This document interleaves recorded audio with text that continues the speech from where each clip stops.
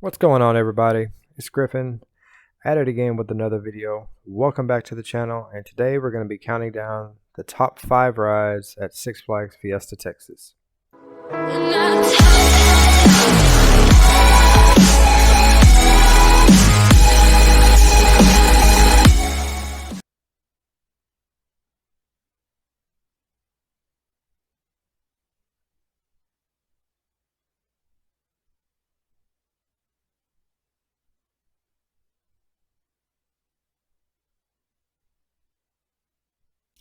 Coming in at the number 5 spot is Boomerang. Boomerang is manufactured by Vekoma. It is a steel shuttle coaster with about 28 riders per car, 116 feet tall with a track length of almost 1,000. Ride duration is almost 2 minutes, 3 inversions with a top speed of 45 miles per hour, getting up to about 5.2 Gs. The ride opened in 1999. And for the entire 21 years this ride has actually been in operation, there is one thing that has never changed about this ride, and is that sucker is rough. Now, this year they did recently put in new cars, put in new restraints. It was supposed to improve the ride, but it really didn't. So if you're going to ride this ride, I would recommend riding this thing towards the front or the middle area. Coming in at the number 4 spot is Goliath. And boy, do we have a lot to talk about this ride. This ride actually was manufactured by B&M. It's an inverted coaster and an SLC, suspended looping coaster, with a chain lift hill with a total height of 105 feet, top speeds of 50 miles per hour, 5 inversions, an 80-foot drop, and a duration of 2 minutes during the ride. It's been operating in the park since April of 2008. This ride has been bounced around different theme parks for quite a while. It's a good ride, but it actually debuted in May of 1995. And it actually debuted in Gotema Thrill Valley in Japan, where it went from 1995 till about May the 6th. It was actually called Gambit back then, until Six Flags purchased it and put it in Six Flags New Orleans in 2003, where it operated until 2005, until Hurricane Katrina hit. Once they shut down Six Flags New Orleans, they then moved this ride from New Orleans to Six Flags Fiesta, Texas, where it operated since 2008 until the current time now. This ride is really fun. It's a Batman clone. So you see the Batman the Ride footage in the background, because it's pretty much the same ride. We love this ride. We ride this thing every time we go to the park. The coloring's good, although I do agree that the coloring at Six Flags New Orleans was way better than the blue and gold that they have at Fiesta, Texas. But still, the ride experience, color does nothing to do with that at all. We love this ride. The Batman clones, they always seem to stick out some because they're always fun to ride, especially if you're running it with like a full train. So it'll pick up some speed, man. It'll haul. But yeah, I would definitely give this thing a ride. It's great. The 0G rolls on the ride are really fun. They're really good. They're really smooth. If you want the best experience in the ride, then you can ride pretty much anywhere, because the ride there's no air time in it. There's nothing crazy. But if you want, the smoothest ride, probably the middle or the front. On both of these rides, the back doesn't really seem to be too rough. So the back's still a pretty good ride.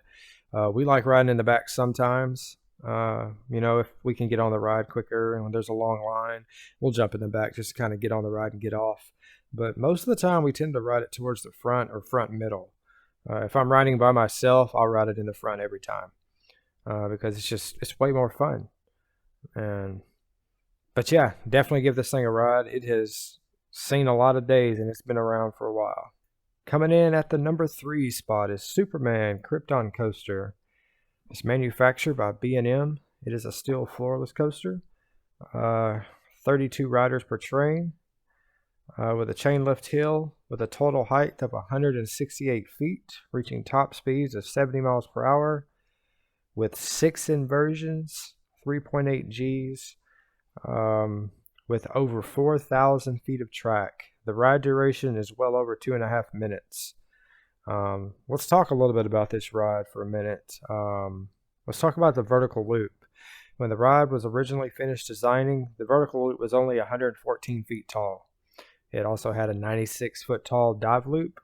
When they announced the ride, they didn't really agree with the size of the vertical loop, so they waited on making it open to the public, and then they raised the vertical loop to 145 feet. And this put Superman Krypton Coaster at the time in the year 2000 for the world's tallest vertical loop. And they held that record from about 2000 to 2013. There were 3 other rides that debuted in the year 2000 that had really big vertical loops. Or actually, they had big vertical loops and they were floorless coasters. Superman was one of the 4. The other 3 were Medusa at Six Flags Discovery Kingdom, Dominator at King's Dominion, and the Kraken at SeaWorld Orlando. We have made a means to definitely ride the Kraken next summer when we go to Florida. But this ride has a lot of good elements. First thing that really sticks out to me the most is the ride duration. The ride duration is like 2.5 minutes long. It's a long ride, and it's definitely worth it.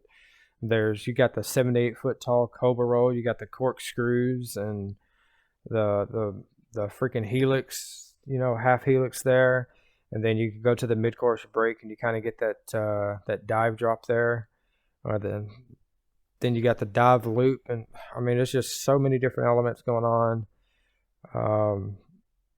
The drop kind of suffers a little bit. It's really not all that crazy because you drop off the quarry wall and then you kind of go into that really big vertical loop.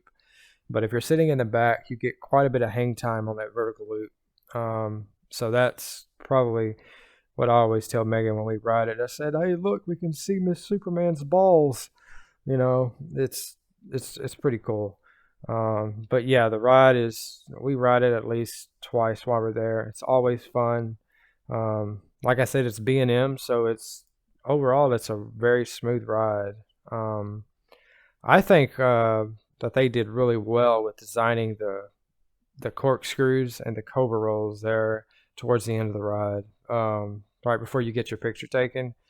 After that mid-course break, I feel like that's where the ride kind of picks up a lot, because that's when you start to have the most fun. So yeah, that's why it's definitely in my top 3. Freaking love this ride. Definitely give this ride a go.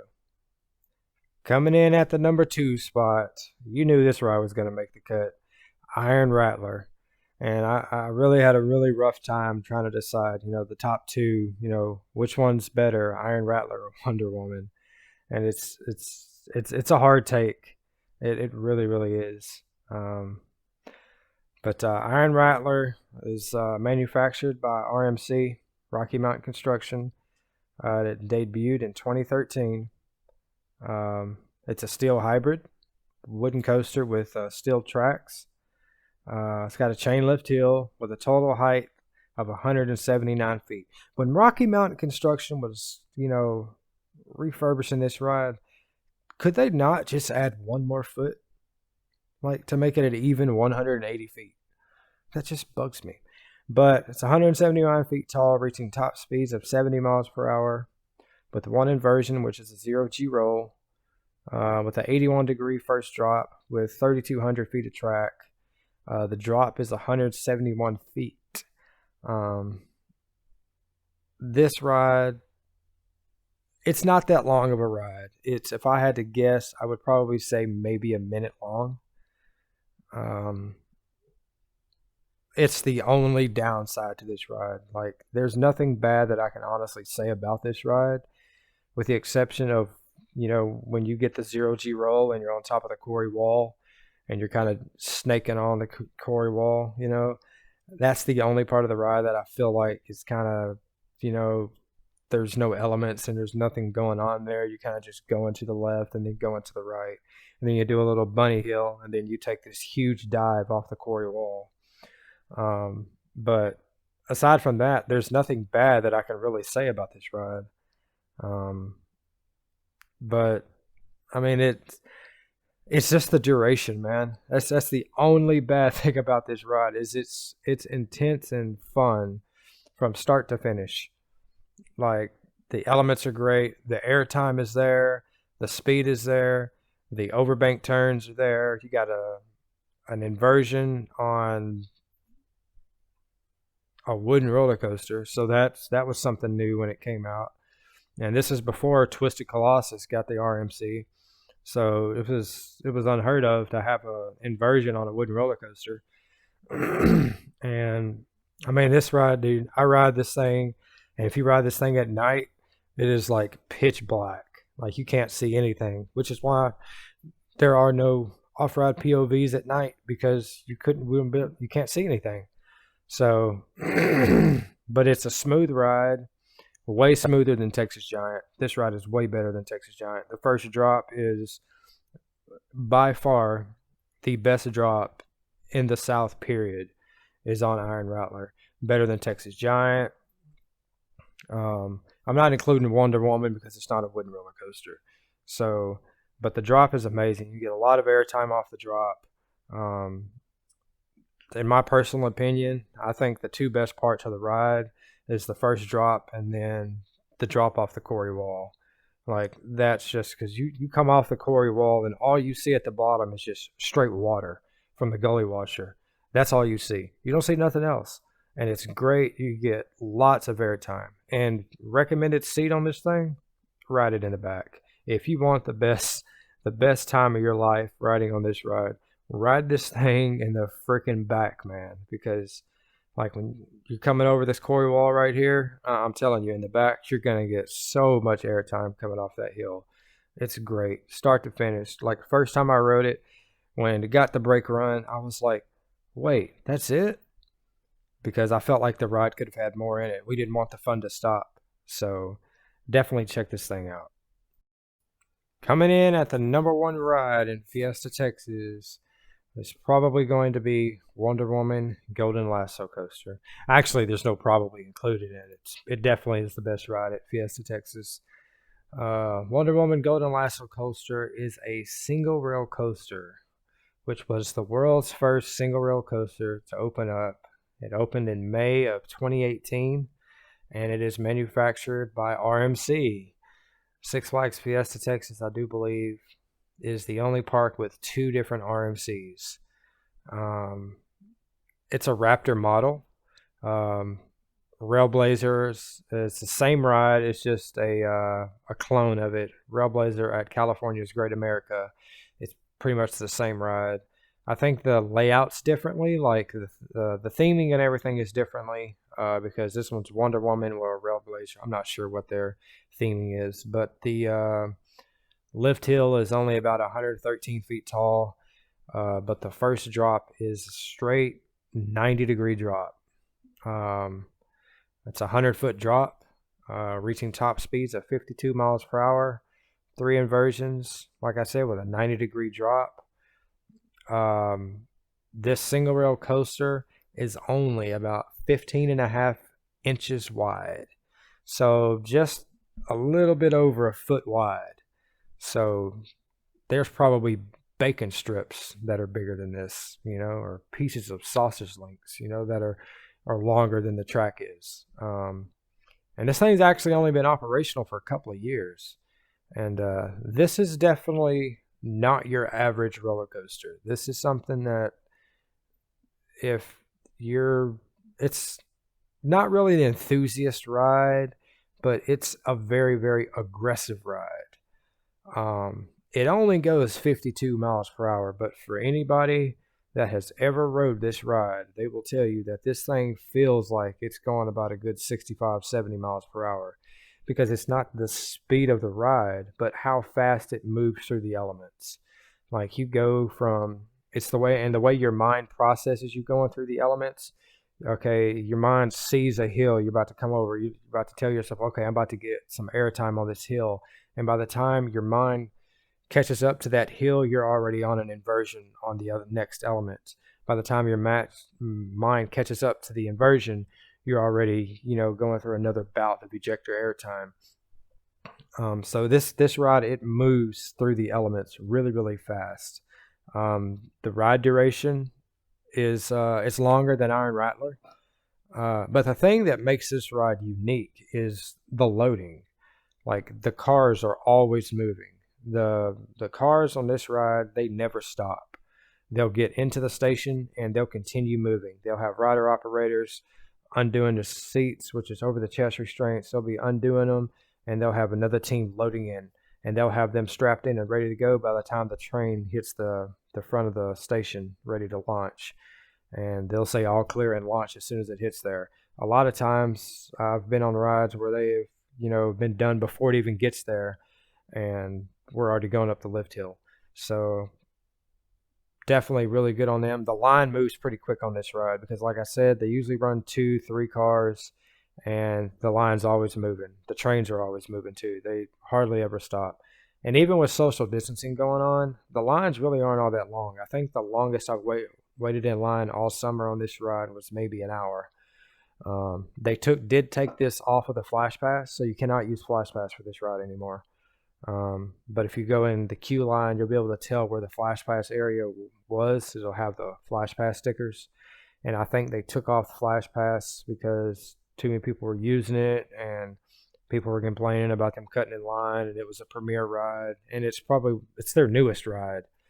So, with the exception of Daredevil Dive, which hasn't officially opened up to the public yet, but it'll open up to the public next spring.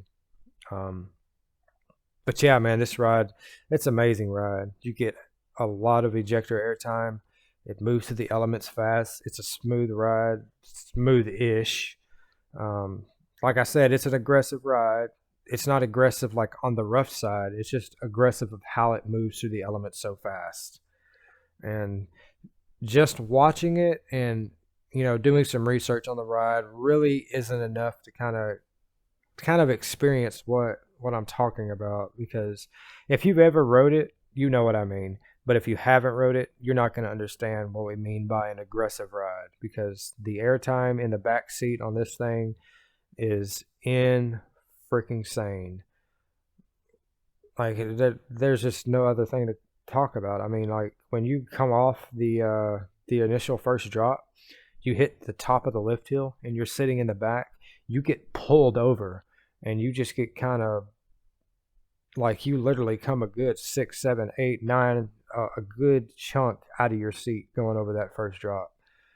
Like, and it's amazing, throwing your hands up and, letting it all go, and then going over the first drop, the 90-degree, almost pretty much a vertical drop down. So definitely by far the best ride there, and it is one ride that I would definitely wait in line continuously over and over and over again to ride. I have rode this thing when I was doing my 50 ride challenge at Fiesta, Texas, a good 15-20 times.